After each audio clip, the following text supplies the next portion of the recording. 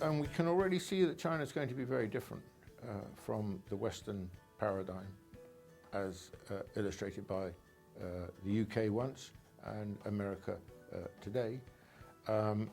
Where, I mean, China's history is not one of missionary expansion, trying by war, taking its idea and its model and its beliefs across the world, as the Europeans did and the United States has done. I don't think you could ever say really that China has majored on military power, for example, on war. And that's the opposite to the American philosophy and indeed the British philosophy before that. And people don't give nearly enough credit to China for the fact that since its rise began, it has been an extraordinarily peaceful rise. It has not been involved in any serious wars. There have been a few odd border clashes, but they were strictly border clashes. You compare that with the history of the United States or Japan or Britain or France or Germany. All of them had many wars of expansion. And so I think China is going to be very different in that context. China is not a country that believes in sharp change, in destroying and so on. It's much more interested in a process of change, a process of mutation. So when the Chinese say, we support the existing international system, they mean it. They don't mean that they're actually going to replace it with something different. They might, of course, they argue, and rightly in my view, that the existing system needs reforming because it's inadequate in all sorts of respects. But they have great respect for a system which allowed them to become, to transform itself over a period of 35, 40 years.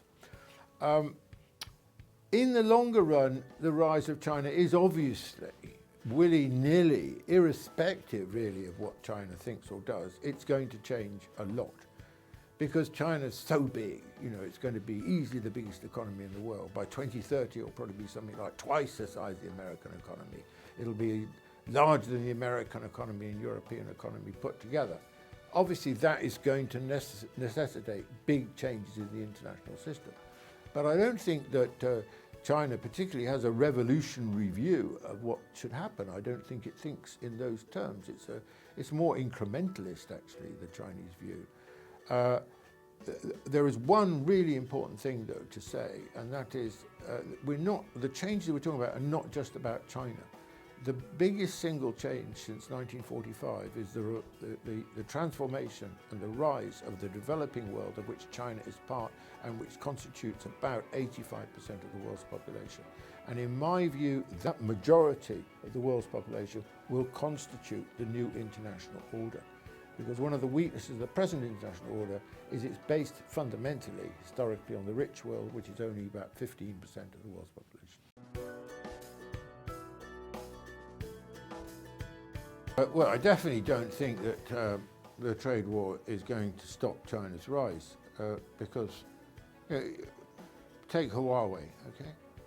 Huawei is a remarkable company and it's come a long way and it's invented its own path of development, starting in the Chinese countryside, then moving into the Chinese cities, then going increasingly into developing countries and eventually arriving in the developed countries, except for America, which decided it couldn't bear the competition that Huawei is providing and it excluded it on security grounds. So Huawei is, Huawei is going to be around, but Huawei is just also an illustration of, I think, the acumen and the dynamism of China. I am much more worried for the United States in the longer run than China, because China's a rising power, America is declining power. This has not been nearly widely recognized enough, including in China, the extent to which America has declined. I don't mean America hasn't still got great power, it has, as we've seen with the trade war and so on, but it is a declining power.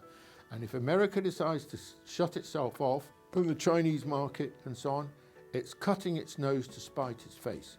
because the Chinese market is not only on the verge of becoming the largest in the world, it is the most dynamic. So America's competitiveness will suffer if it cuts itself off from China.